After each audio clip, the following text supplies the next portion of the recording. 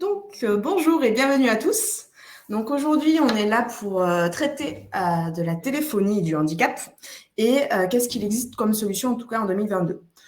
Comme je vous ai expliqué, et vous allez voir un peu dans les slides, je vais vous parler de différentes solutions, des solutions qui n'existent plus ou qui vont tendre malheureusement aussi à disparaître. Et on va aller en fait progressivement dans le temps et vraiment clairement comment utiliser les smartphones des patients et plus proposer vraiment du matériel médical qui est coûteux et qui a une tendance malheureusement à disparaître.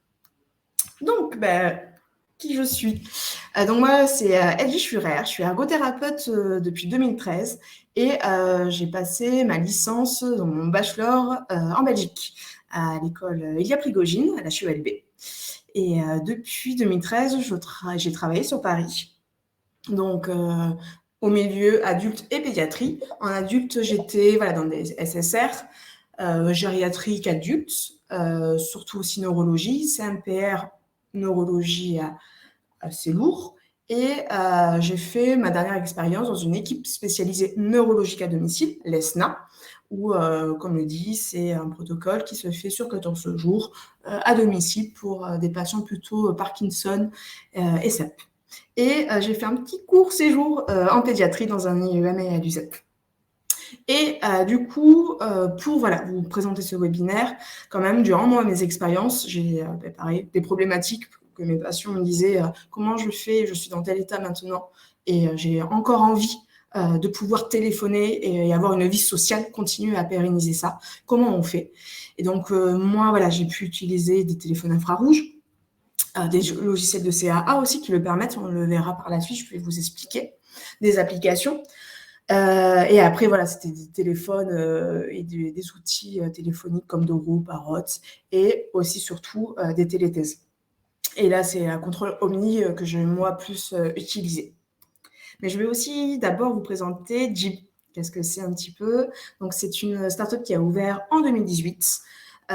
Qui, au début, a voulu que les technologies d'aujourd'hui ne soient pas, en fait, le but de Jeep, c'est d'écarter que la technologie d'aujourd'hui ne soit hors cadre du milieu de la santé. Donc, le but, c'est de raccrocher ces deux éléments. Et donc, aujourd'hui, on a à peu près 500 utilisateurs. Il y a 1000 ergothérapeutes qui, quand même, travaillent avec nous indirectement, parce que dans la société, on est 2 ergothérapeutes et on se déplace partout en France. Mais les 1000 ergos, c'est qu'en fait, c'est vous qui nous trouvez. Et c'est grâce à vous, en fait, et vos questionnements, que nous, Jeep, on se remet tout le temps en question. Et aussi, on a 200 orthophonistes qui nous ont contactés, surtout pour tout ce qui était CAA. Et comme je vous expliquais, nous, ce qu'on apprécie chez Jeep, c'est la co-construction de vous à l'extérieur, parce que vous êtes sur le terrain, vous êtes avec les patients. Et nous, qui sommes en train de développer des solutions pour pouvoir améliorer, en fait, le quotidien des gens. Donc, notre démarche, c'est vraiment, comme je disais, c'est d'éloigner tout ce qui est technologie du milieu de handicap, et c'est vraiment en fait centré sur les utilisateurs. C'est vous avec vos questions, encore une fois. Mon patient ne peut pas faire ça, est-ce que vous pouvez le faire? Généralement, la réponse qu'on dit, c'est oui, on peut le faire grâce à ça. Et sinon, on garde en tête toutes vos questions. Et là, on donne aux développeurs et quelques mois après, ou voire un peu plus, on essaye de proposer aussi des solutions et de revenir vers vous. Donc voilà, encore une fois, la technologie et le handicap, il faut que ça soit accessible pour tous et à moindre coût aussi. Ça, c'est une des grosses valeurs de chez Jeep. Et donc, la problématique, non. Nous, chez Jeep, on a 4 grands domaines. Donc, il y a Jeep Home, donc pour contrôler tout son environnement grâce en fait à notre application sur smartphone, Android ou iOS, qu'on peut, une personne qui est habitée ou une personne en fauteuil, qu'elle continue à contrôler son environnement, éclairage, prise, porte, volet. Il y a aussi notre équipe Jeep Résidence qui équipe en fait du Jeep Home pour des structures, que ce soit des SSR, des centres de rééducation, des masses ou encore des femmes. Donc pareil, n'hésitez pas si vous voyez que vos patients qui sont dans ce type de structure en ont besoin, hop, contactez-nous et nous, on renvoie à notre équipe Jeep Résidence. Puis ensuite, il y a Jeep Eyes, où là, en fait, on propose un logiciel de CAA avec une commande oculaire pour, encore une fois, c'est éviter l'isolement des gens et que pour permettre de discuter avec ses aidants, avec ses proches, même si malheureusement, la maladie s'aggrave. Et on a notre dernière solution qui est Deep Calls. Et je vous en parlerai un peu plus en détail plus tard. Et c'est pour ça aussi qu'on est là aujourd'hui. Donc, c'est pour parler de la téléphonie. Donc, quand nos patients sont en situation de handicap, comment ils continuent à gérer seuls leurs appels. Donc, pour m'appuyer un petit peu pour vous présenter tout ça, je vais vous présenter 2 cas cliniques. Ça, c'est vraiment en fait des personnes qui nous ont envoyé des formulaires et on a essayé de répondre. Donc là, clairement la fille d'un patient qui nous a envoyé un message. Sa mère a 87 ans. Malheureusement, suite à un accident de la voie publique, elle s'est retrouvée tétraplégique, donc haute, plus l'usage de ses membres. Elle va la récupérer à la maison et en fait, vu qu'elle continue à avoir une vie, elle travaille, c'est que si sa mère se retrouve dans telle situation, comment appeler en urgence sa fille s'il y a une problématique et s'il n'y a pas d'aidant tout le temps à la maison. Donc voilà, suite à une tétraplégie, on a une perte totale des capacités motrices et aussi là, malheureusement, avec l'âge, une acuité visuelle qui diminue. Donc, il faut en fait lier tous ces besoins et toutes ces capacités qui diminuent au fur et à mesure. Comment on peut proposer la bonne solution en fonction de cela.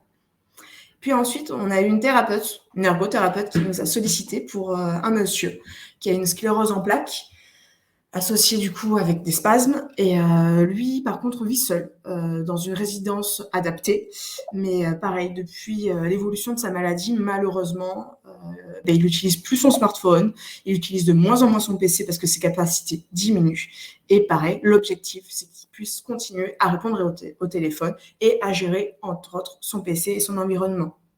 Donc là, qu'est-ce qu'on veut éviter? C'est l'isolement social et trouver la solution qui lui permettrait, malgré ses tremblements, ses gestes involontaires, de continuer à faire cette activité.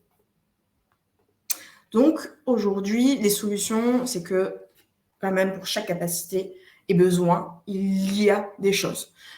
C'est vrai que, malheureusement, quand on est ergothérapeute dans des structures, on n'a pas le temps de fouiner, de chercher.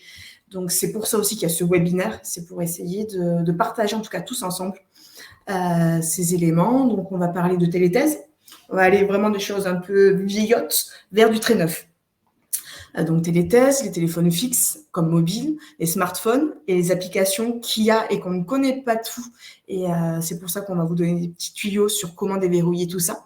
Et aussi les applications et logiciels qui existent aujourd'hui.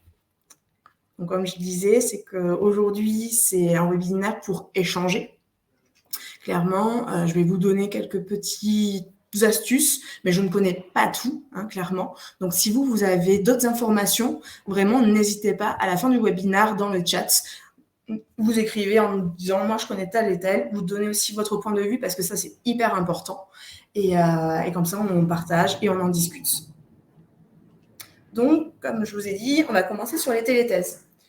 Les téléthèses, malheureusement, au fur et à mesure quand même du temps, et surtout en 2022 quand même, elles ont tendance à disparaître, comme la télo, que là vous pouvez voir, elle ne se commercialise plus, en tout cas elle ne se fabrique plus. Donc vous pouvez la trouver, mais je pense que s'il y a un bug, des pièces détachées ou autre, ça risque d'être compliqué.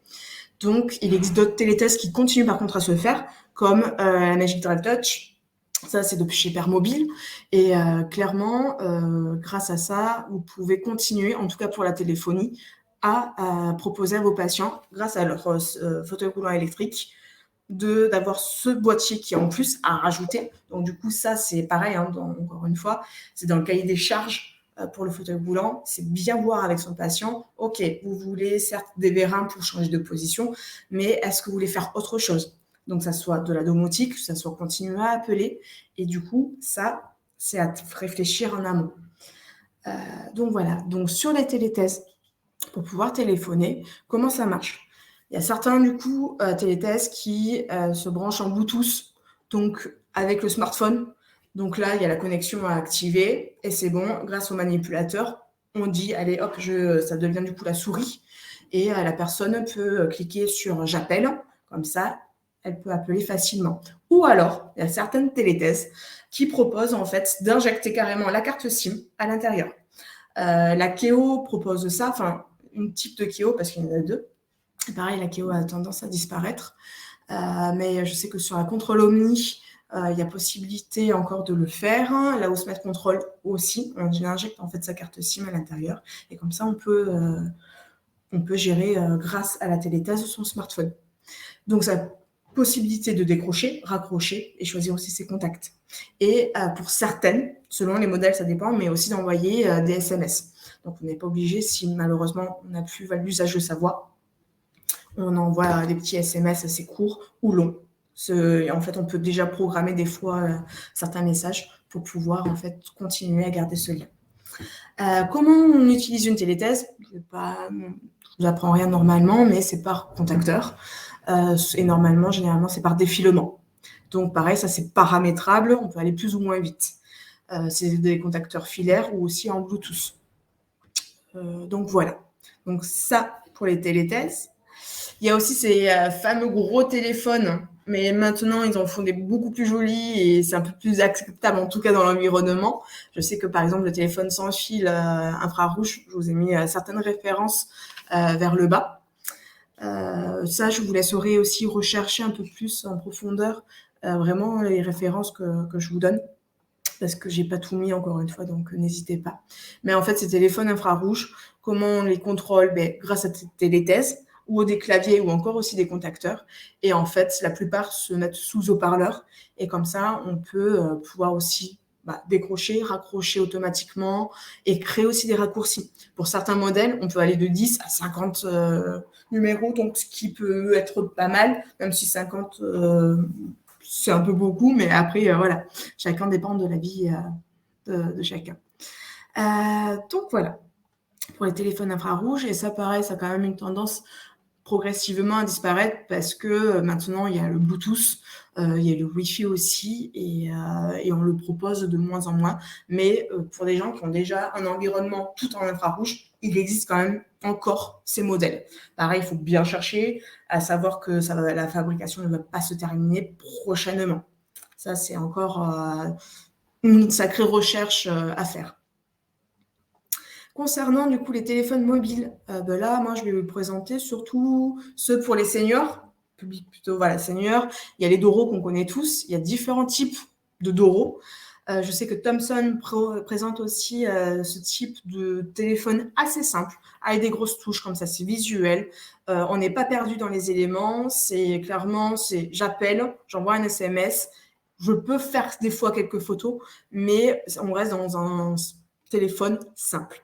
Et après, il y a aussi Alto qui fait ce genre de téléphone, où là, ça va être plutôt pour des déficiences visuelles. Donc, on peut choisir le contraste, ce qui peut être pas mal. Et c'est vrai que tous ces types de téléphones, il y a aussi un bouton qui est généralement derrière en mode SOS. C'est que si on a possibilité de cliquer, on appuie sur ce bouton et de suite, ça envoie en fait à des contacts. Et si le premier contact ne répond pas, ça fait une boucle, en fait. Et ça peut être une bonne solution.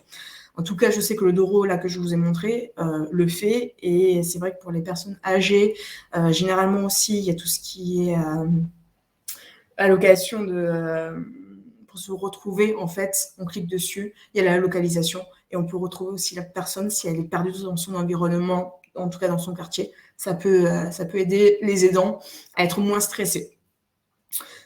Donc voilà pour les téléphones mobiles. Puis ensuite, là, je vais rentrer un peu plus dans le sujet. Ça va être pour plutôt population déficience visuelle. Il existe ce smartphone totalement adapté qui s'appelle Olga. Et Olga, en fait, qu'est-ce qu'elle permet de faire ? C'est clairement une application, un logiciel qui est intégré dans le smartphone et elle parle. Donc, c'est pour ça qu'il y a ce gros visage. Elle est tout le temps présente. Et en fait, la personne ne voit pas forcément son écran et elle dit des choses. Et c'est à la personne, une fois qu'il entend ce qui l'intéresse, il a juste à cliquer une seule fois. Donc ça, c'est pas mal parce que c'est en écoutant et du coup en touchant une seule fois son écran, ça permet de décrocher, raccrocher. Ça permet aussi d'envoyer des SMS. Et je vous laisse quand même voir aussi, en fait, grâce à Olga, on n'est pas limité à de la simple téléphonie, appel et SMS. Je sais qu'on peut utiliser aussi toutes les applications du smartphone. Donc, voilà, je n'ai pas encore eu l'occasion de tester Olga, mais je vous invite, si ça peut vous intéresser, à chercher derrière ce qu'il propose. Donc voilà pour Olga. Et ensuite, là, on vient dans le vif du sujet des smartphones, parce qu'en fait, nos smartphones, moi, je suis la première, et j'ai découvert assez récemment, et en tout cas avec mes patients au CMPR, c'est qu'il existe dans les paramétrages déjà des applications préintégrées. Et en fait, il faut juste les déverrouiller, et on peut faire beaucoup de choses. Donc, pour la téléphonie, il y a Voice Access, et en fait, ça permet, on l'actionne, et dès qu'en fait on nous appelle, on dit l'application se met automatiquement en marche. Et de là, on dit OK, admettons que la personne n'a pas ses capacités motrices pour pouvoir voir, donc elle est en bras articulé avec son smartphone devant elle. Elle voit appel de Jérémy. Est-ce que je veux le prendre ou je le prends pas? Eh bien OK, je décroche pour joindre Jérémy. Et pareil, alors là, il faut voir parce qu'il y a une certaine loi, en tout cas en France, qui ne permettent pas d'enregistrer les appels téléphoniques, mais on peut quand même un petit peu détourner ça. C'est en actionnant vraiment toutes les applications sur l'application en disant pour pouvoir raccrocher. Parce que généralement aussi, le problème de ce décrochage un peu automatique, c'est comment on fait pour pouvoir décrocher. Parce que si clairement on tombe sur une publicité et qu'on n'en a rien à cirer, la personne est bloquée. Donc, il y a quand même cette possibilité, mais là, il faut vraiment bien chercher dans les paramétrages. Et je sais qu'en France, ils ont quand même assez bloqué tous ces accès. Mais il y a possibilité à la voix de dire raccrocher. D'ailleurs, je vais vous montrer une petite vidéo de comment, justement, on installe Voice Access et comment on peut envoyer un petit SMS. Ça sera plus simple pour mieux visualiser. Hop, je vous mets pareil en plus grand. Et je n'ai pas en plus grand. Ah si, là, affiche, pardon. Hop. Et c'est parti. Donc, c'est en accéléré. Mais on vous joindra toutes ces vidéos, ne vous inquiétez pas. Comme ça, c'est sous forme de petites vidéos un peu tuto. Comme ça, vous pourrez le reproduire avec vos patients. Déjà, le testez vous sur vos smartphones, voir si vous êtes déjà convaincu. Et si vous l'êtes, le proposer à vos patients, le faire essayer sur X temps. Et voilà. Et j'arrête de parler.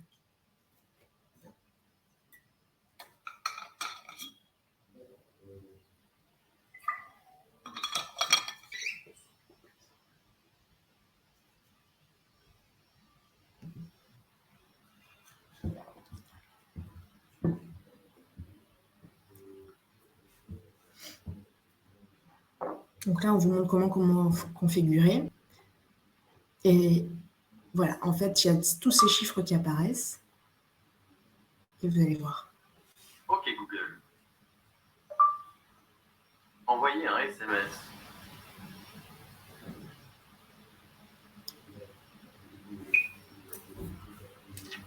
Neuf. Là, en fait, effectivement, il y a plein de chiffres qui apparaissent sur l'écran et il faut les choisir. 2. Donc là, typiquement, on est sur une population qui peut parler, 8. mais qui n'a pas l'usage de ses membres. 10. Salut, je teste Voice Access. 13.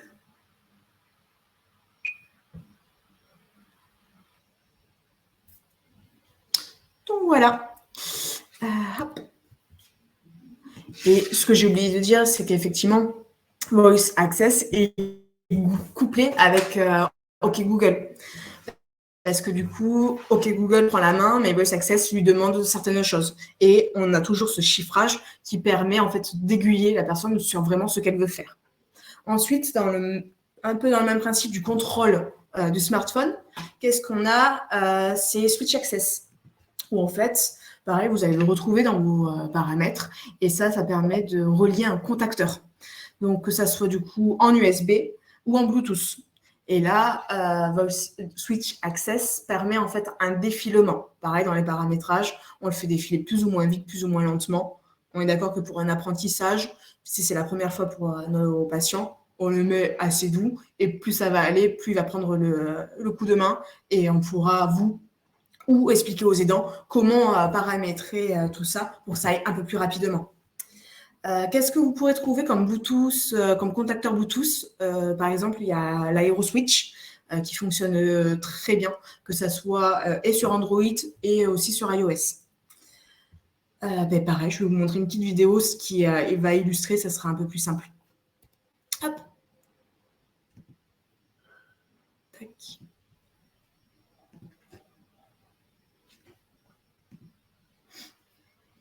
Donc là, pareil, c'est dans les paramétrages, en fait, comment activer tout ça. Et typiquement, là, c'est un contacteur AeroSwitch. Voilà.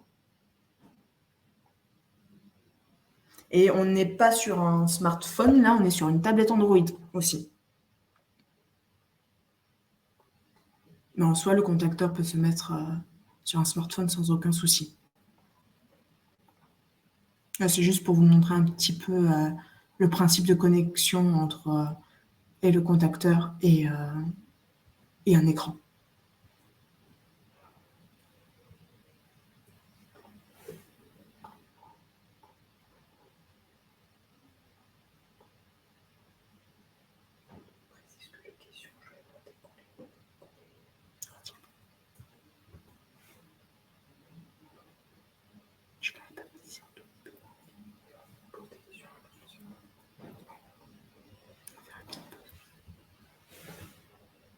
Voilà. Et là, on voit que ça commence en fait le défilement.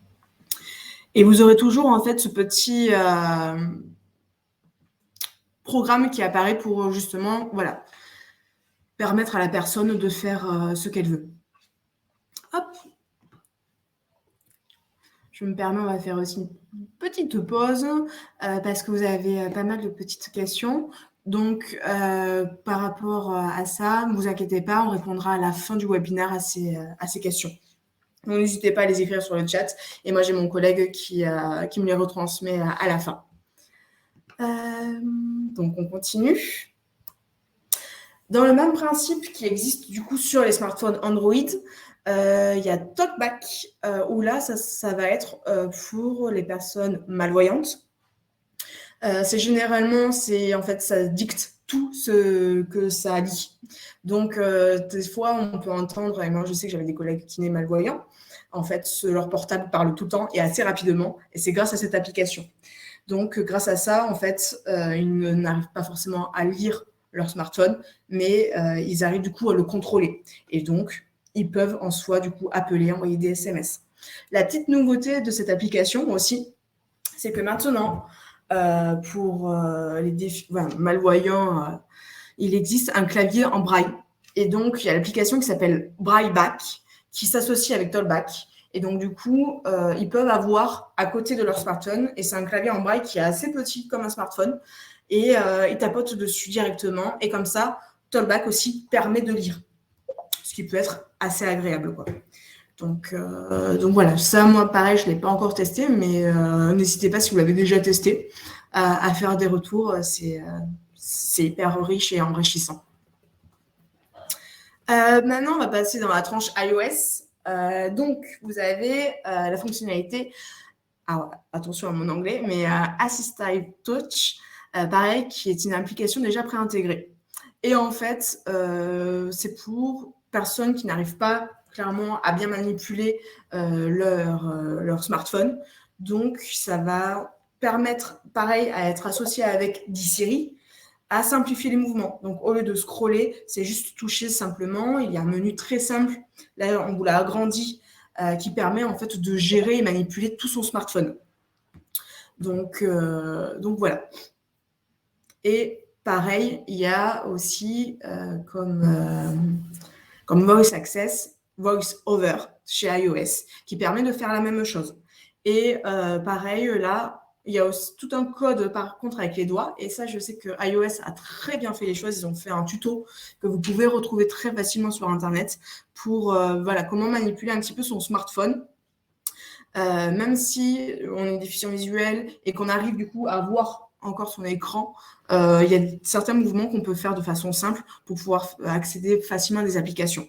Donc, au lieu de scroller, je crois qu'on se met ses 3 doigts pour envoyer. Et avec 2 doigts, en tapotant, ça permet de lancer l'activité que Voice Access dit, en fait.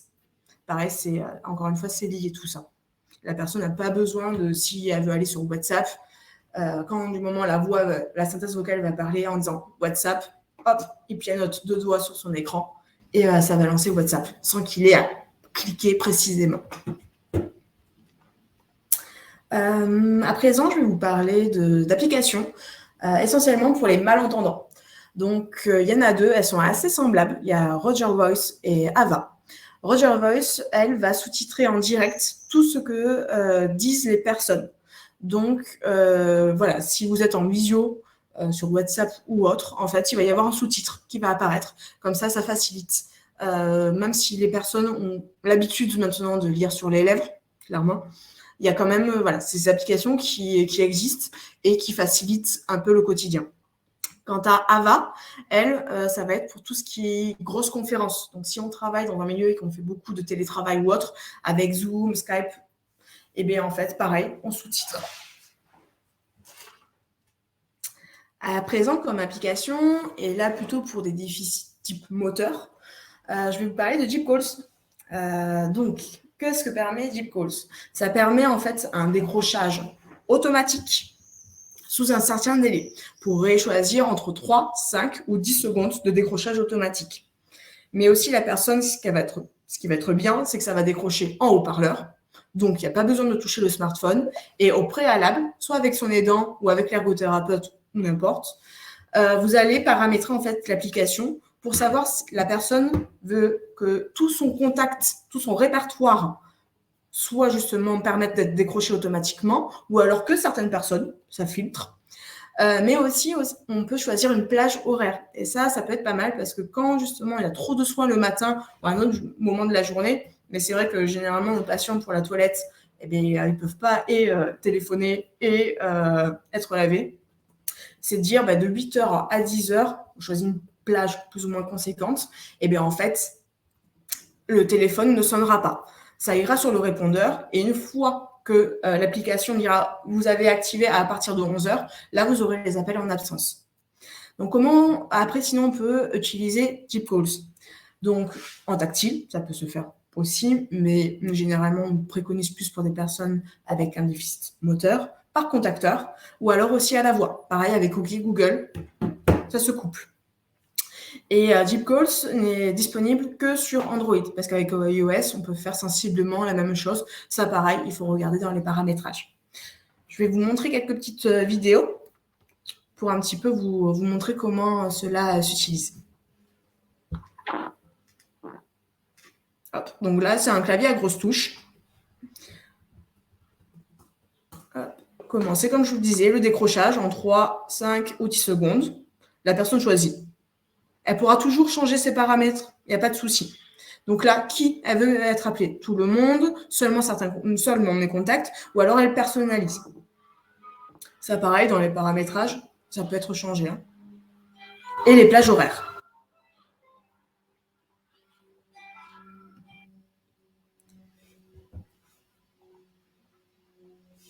Donc voilà. Et comme je vous le disais, ce qui est assez agréable aussi quand même, c'est que ce clavier, on l'a quand même, les développeurs de Deep l'ont conçu pour qu'il y ait des grosses touches, pour que ça soit cliquable au doigt au besoin, mais aussi surtout par contacteur. Comme ça, il y a un défilement et au moins la personne arrive à bien voir ce qu'elle sélectionne. Et elle aura toujours en fait aussi en visu ici. Alors pour le moment, c'est pas accessible en contacteur, mais ça le sera. On fait tout en tout cas pour que les développeurs font tout pour que la personne arrive en contacteur à gérer toute seule son smartphone, en tout cas pour appeler. Donc elle pourra en soi composer au moins ses numéros et par la suite choisir ses contacts. Hop. Une autre petite vidéo, non. Ah, je rencontre le souci de la dernière fois. Voilà, je clique sur le mauvais bouton. Là, un peu pour vous montrer la plage horaire. Comment justement les personnes peuvent choisir. Donc, on a les jours. Là, c'est en anglais. Il faut savoir que pour la France, c'est en français. Et elle choisit en fait. Donc, ça va être personnalisable jour par jour. Donc, si typiquement, elle sait que le mercredi matin, elle n'a pas ses soignants et qu'elle peut être joignable à partir de 8h, il n'y a pas de souci.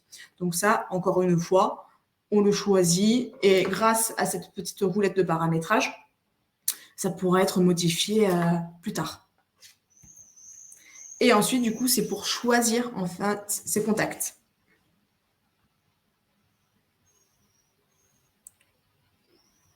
Hop. Voilà. Et en fait, elle va venir cocher. Donc, soit effectivement les dents écrits, hein, et après, il sélectionne qui veut être appelé. Donc là, vous voyez tous mes collègues Jeep.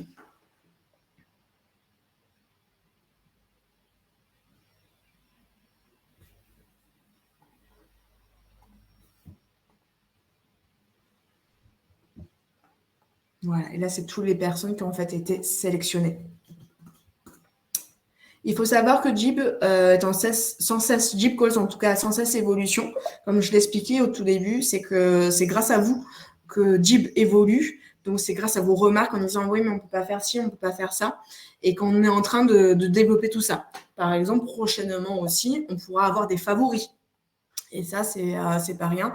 Pareil, qui sera en fait sélectionnable en contacteur. Donc, pour le moment, on partira que sur 4 favoris.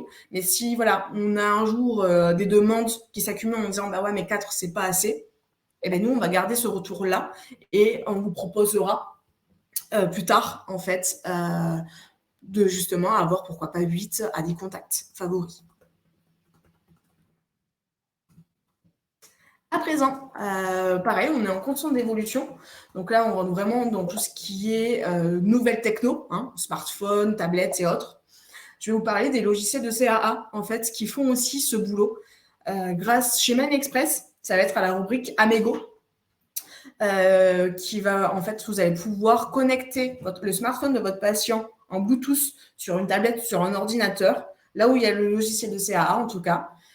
Vous allez dans les paramètres du logiciel et de là, vous choisissez le téléphone et il va vous dire OK pour appeler, OK pour envoyer des SMS et vous allez pouvoir en fait tout paramétrer aussi.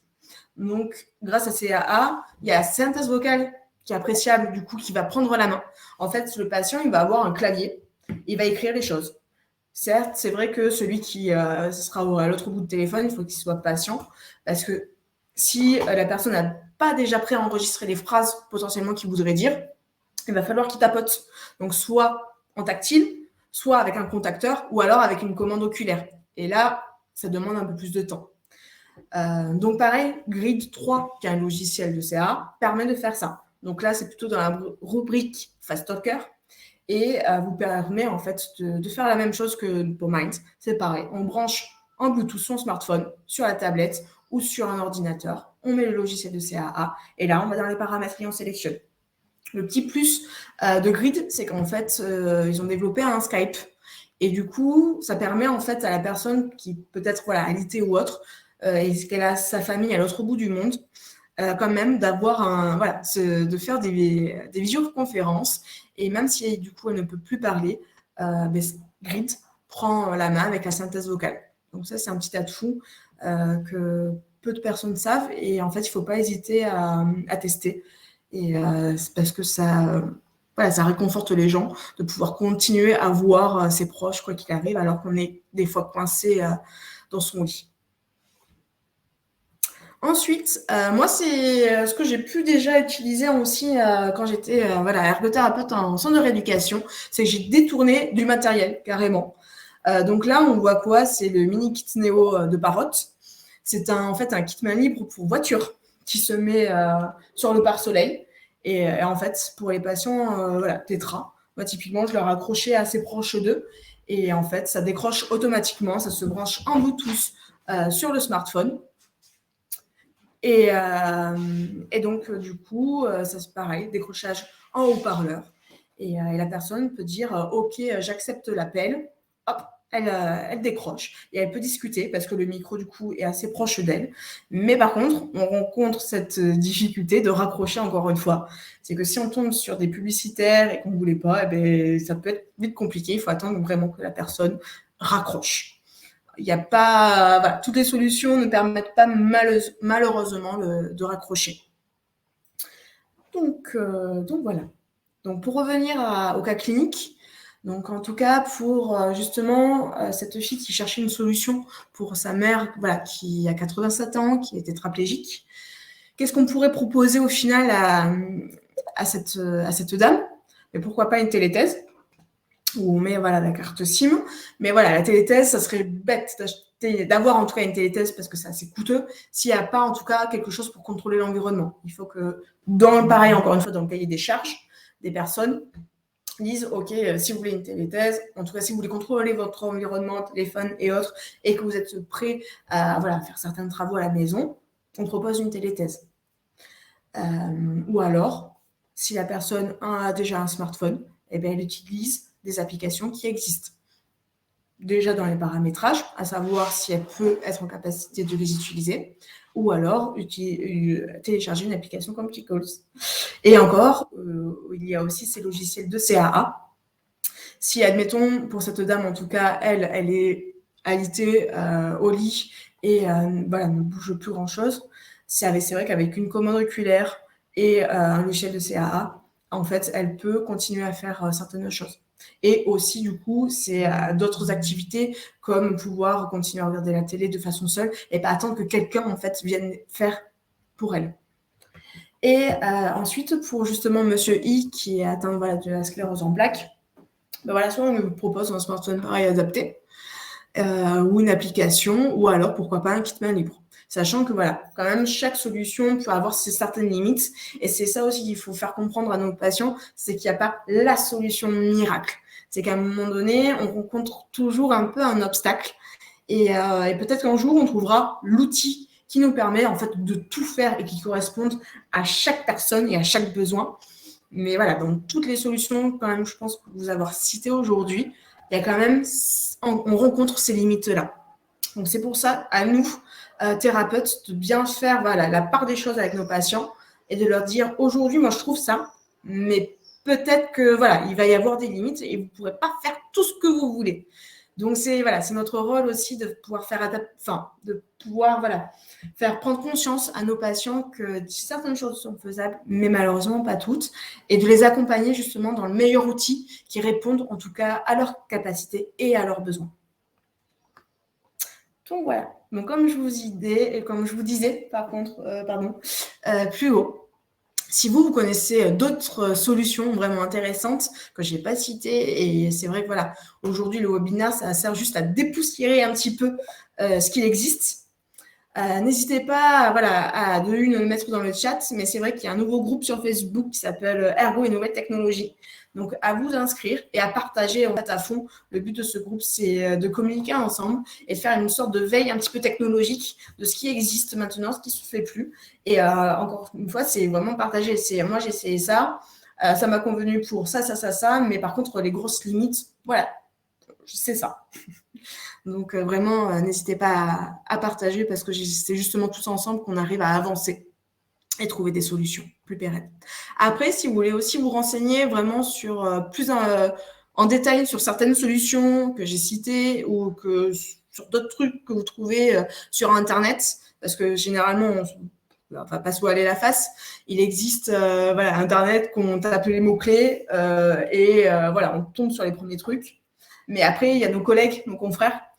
Je sais que, par exemple, la plateforme Nouvelles Technologies de Garches qui propose beaucoup de choses et en fait, qui ont répertorié beaucoup d'éléments aussi. Il ne faut pas hésiter à les contacter, aller sur leur site internet pour voir en fait ce qu'ils ont déjà, eux, répertorié. Je sais qu'aussi Handicat à Cali, à Lille, qui, pareil, a fait un énorme boulot de fond, en tout cas dans la rubrique téléphonique, qui vous propose pas mal de solutions.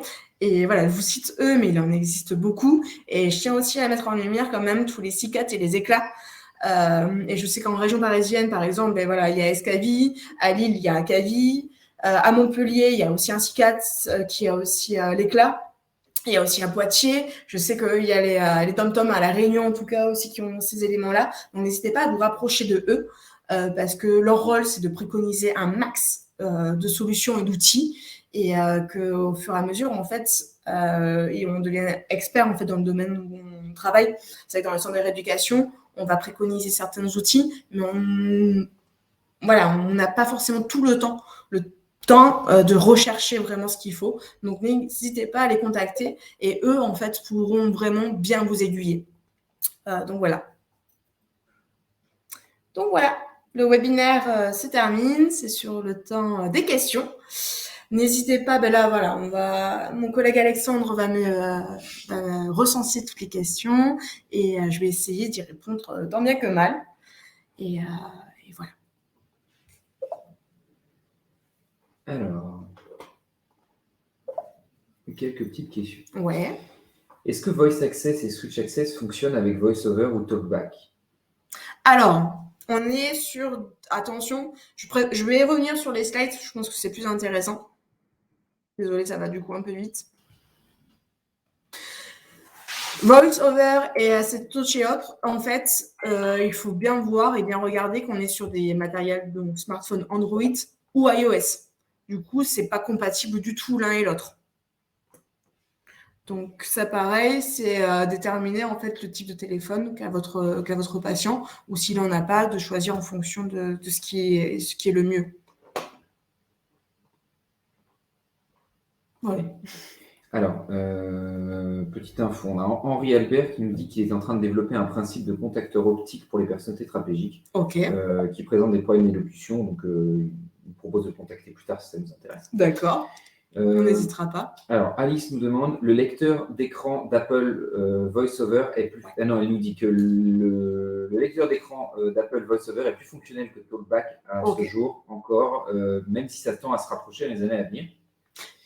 Magalan qui nous dit que pour iOS, il est aussi possible de commander le téléphone via la voix et de paramétrer les commandes vocales selon les capacités cognitives et l'élocution de la personne. Dimitri nous demande par rapport à Jeep Calls, est-on obligé de mettre le haut-parleur au décrochage? Oui, en fait, c'est vrai. Jeep Calls a été vraiment étudié pour les personnes ne pouvant pas utiliser manuellement le téléphone.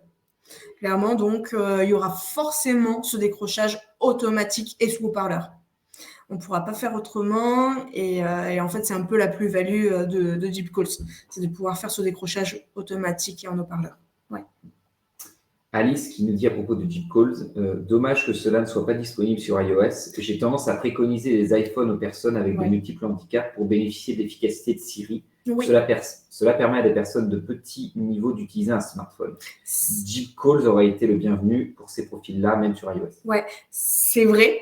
Mais il me semble, alors moi j'ai pas testé vraiment, mais et à voir, peut-être qu'on pourrait se mettre en relation et nous essayer de voir aussi si Jeep peut pas essayer de faire des tutos aussi.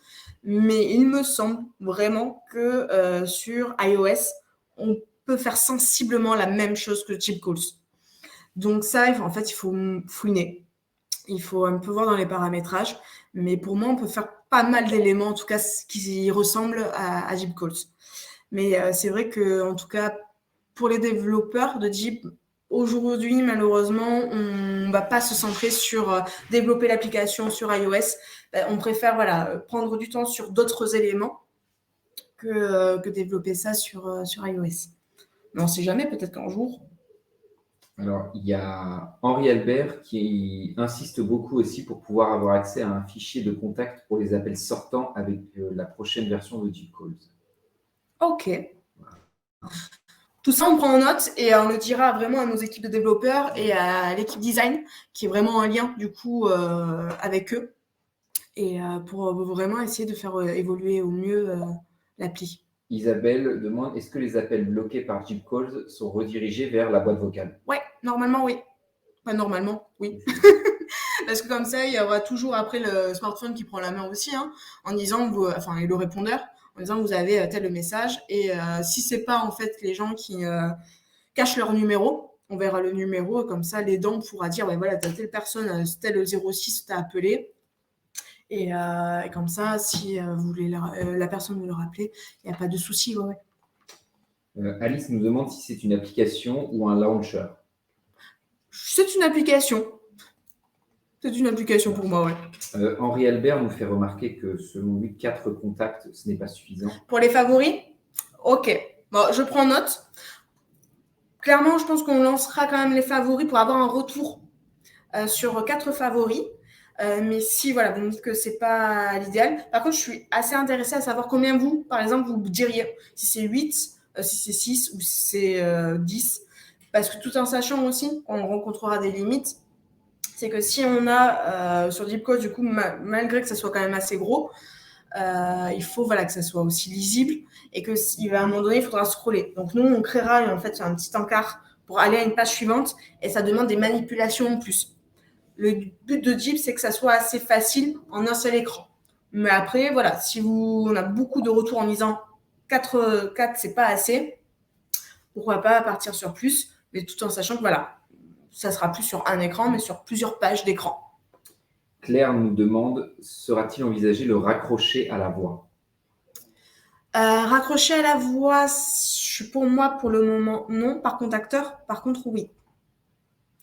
Parce qu'à la limite, c'est qu'il faudrait associer, parce que comme je disais, c'est que la loi française, malheureusement, ne permet pas d'enregistrer les appels téléphoniques. Il y a certaines applis qui, malgré tout, détournent les choses. En tout cas, chez Jeep, ça se fera pas parce qu'on préfère rester dans les clous. Donc, ça serait d'associer, en tout cas, la voix avec OK Google et pourquoi pas un contacteur. Lier les deux, ça peut faire le boulot. Anne-Louise nous demande, peut-on appeler pour appeler avec une CA, Ouais. existe-t-il une autre application comme AnyExpress ou Grid 3? Alors, il existe d'autres CAA. Moi, voilà, j'ai beaucoup plus l'habitude d'utiliser Mail Express et Grid. Je sais qu'il existe des CAA gratuites, mais pour moi, ne font pas forcément ça. Après, il y a des CAA qui sont sur smartphone, mais du coup, c'est la synthèse vocale qui prend la main, et si la personne arrive, ok. Mais si en tout cas, on veut utiliser avec un contacteur ou avec une caméra oculaire, pour moi, il vaut mieux partir sur ces deux types de logiciels qui, en fait, ont étudié tout. C'est-à-dire que si vous connaissez pas Grid et Mail, moi, je vous invite à les essayer. En tout cas, sur leur site, vous pouvez les avoir en gratuit pendant 30 jours. Et en fait, c'est vraiment la page d'accueil pour les appels. C'est vu en très gros. C'est facile d'accès, que ce soit en tactile à la limite ou, comme je disais, plutôt en contacteur et en commande oculaire. Mais pour moi, c'est deux logiciels qui ont été très bien conçus et très bien développés. Et il vaut mieux peut-être plus partir sur ça. Mais après, peut-être qu'il en existe d'autres qui permettent d'appeler, envoyer des SMS, mais je ne les connais pas, moi, à ce jour. Alors, Claire nous dit que Escavie a aussi un éculate territoire de Melun Oui. dans le 77. Tiffany... Un éclat. Pardon, je me perds. C'est un éclat, ouais. Éclat, bon. Tiffany nous demande comment faire pour une personne qui souhaite commander son téléphone à la voix, mais qui a une intonation de voix très faible. Ouais, ça, effectivement, c'est quand on a des tracks ou autres. Parce qu'effectivement, le OK Google perd d'efficacité. D-Siri arrive un peu mieux, en tout cas, à percer la voix. Là, c'est vrai que je botte un peu en touche, moi. Je sais qu'il existe aussi d'autres enceintes connectées, dont les enceintes Google, en tout cas, si on chuchote un peu, du coup, je chuchote, détectent un peu plus. Mais c'est vrai que si, par contre, l'élocution est moindre, ça va être un peu plus difficile. Quoi qu'il arrive, il faut quand même essayer et voir. Après, par contre, si, au fur et à mesure de la journée, votre patient fatigue, et du coup, c'est de plus en plus dur aussi pour lui de parler, je pense qu'il vaudrait mieux partir sur un autre type, en fait, d'accès, et peut-être pas contrôle par voix. Encore une fois, c'est bien déterminé dans le cahier des charges. C'est si malheureusement, à cause de la pathologie, le patient dans la journée décline parce que fatigue, et qu'il ne pourra plus parler au bout d'un moment à la fin de la journée, et du coup, ça va être compliqué pour décrocher ou gérer ce qu'il veut, partir sur un autre type d'accès. Alors, il y a Jean-Marc qui nous dit « Je suis tétraplégique. Mon rêve serait de pouvoir utiliser mon téléphone fixe de ma box uniquement par commande vocale, peut-être quand même à la rigueur un contacteur. Ouais. Cela serait utile uniquement quand je suis allongé dans mon lit. » D'accord. C'est la première fois en tout cas que j'ai ce besoin qui est stipulé. Comment faire? Vous avez votre téléphone qui est branché à la box, donc box Orange ou n'importe quelle téléphonie. Vous voudriez le faire à la voix. et pourquoi pas aussi un contacteur. Je réfléchis aussi en même temps.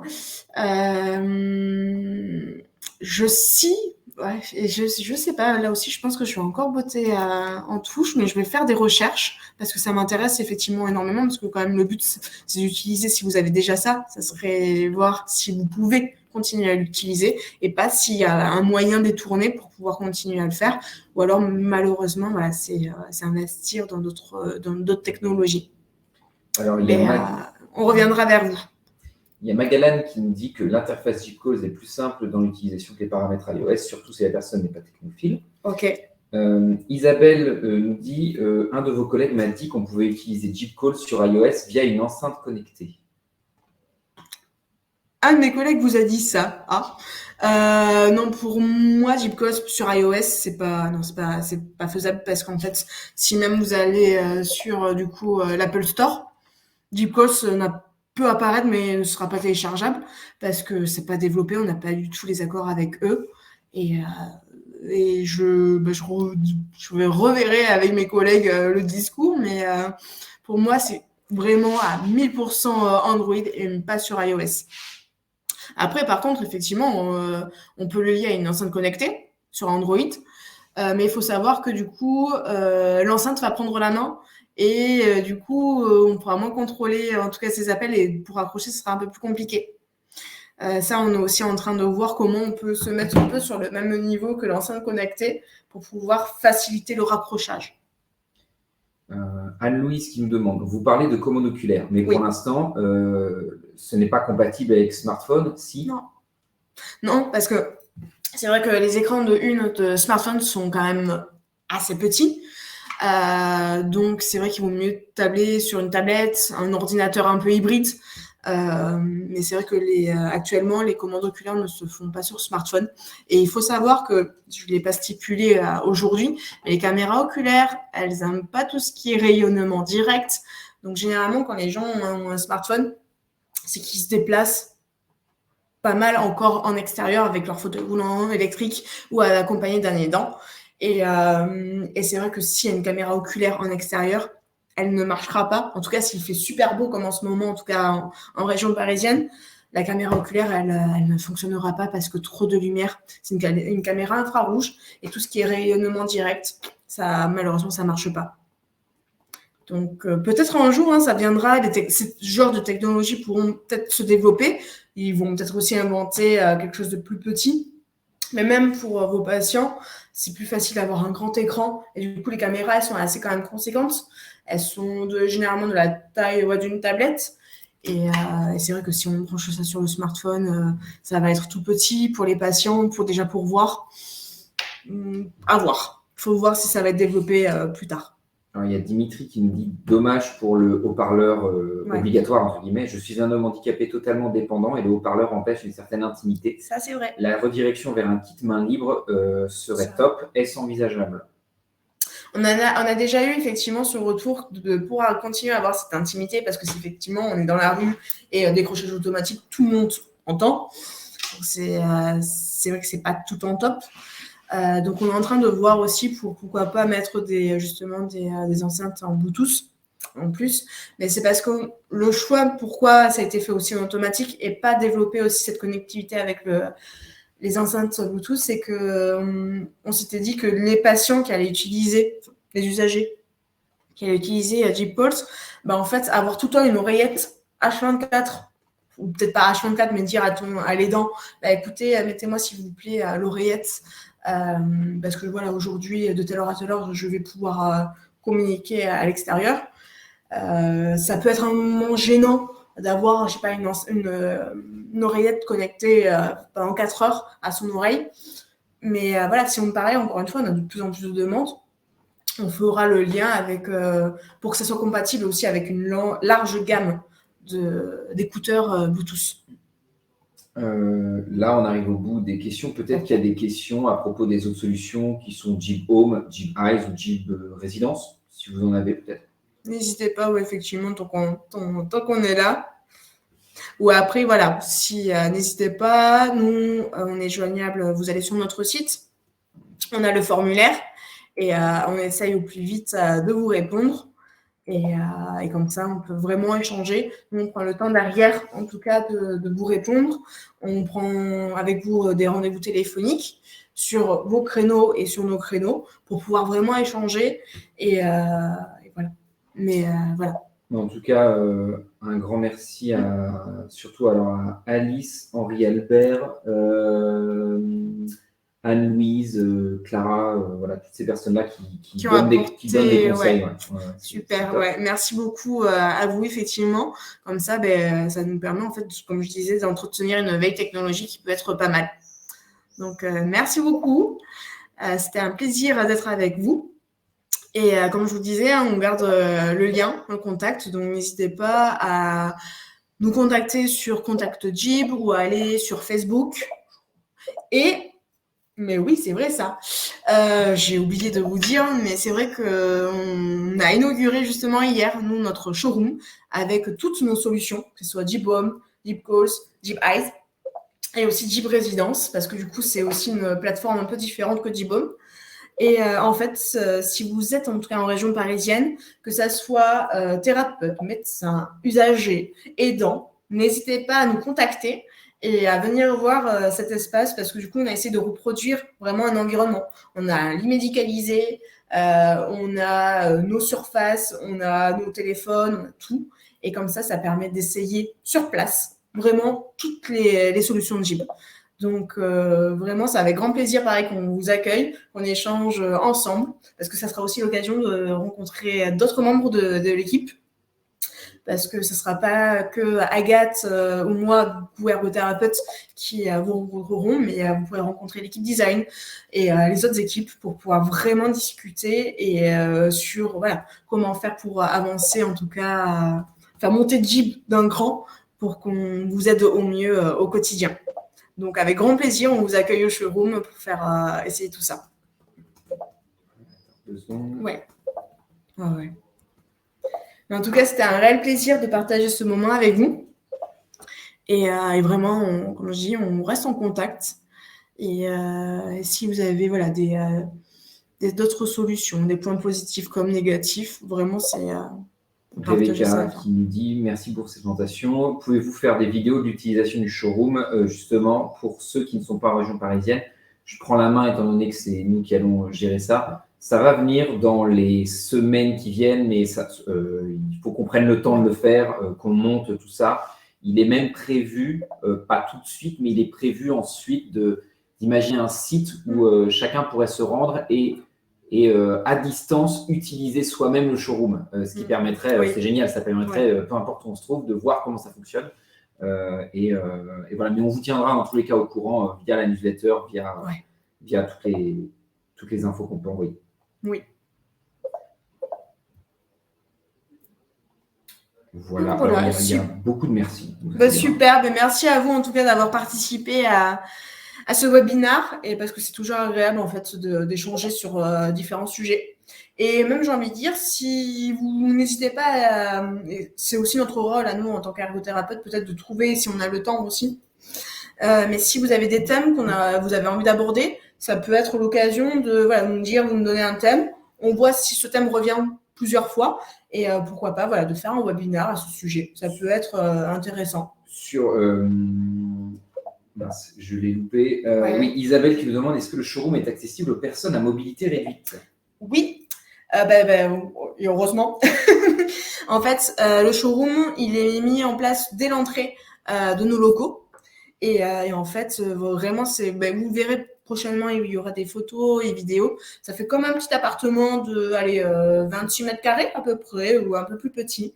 Mais avec Agathe, on a voulu que les personnes à mobilité réduite et en fauteuil aient des genres de giration et une aire, de giration assez importante pour pouvoir justement naviguer eux-mêmes sur cet espace.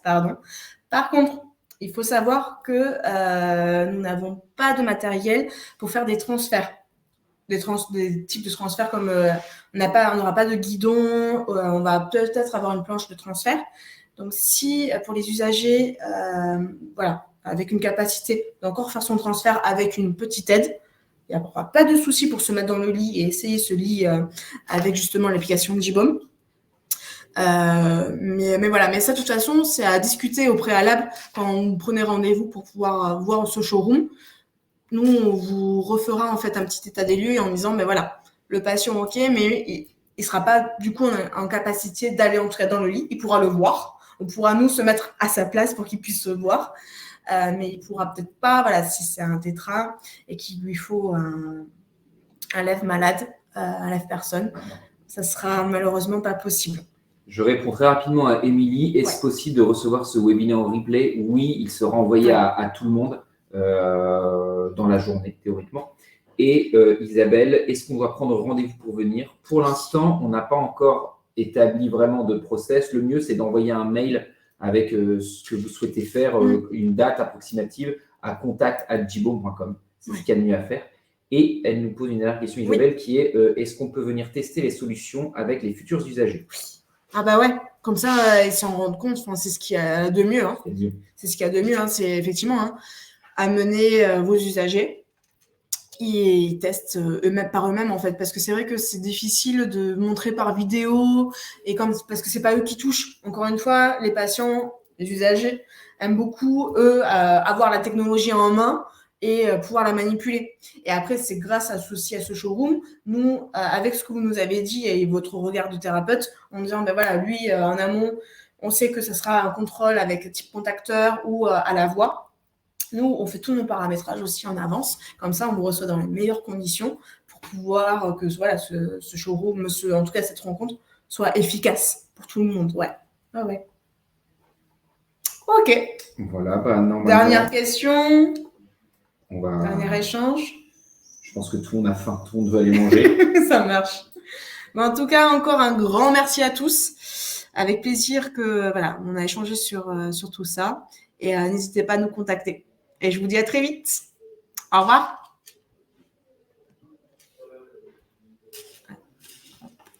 Tu dois pouvoir quitter l'événement.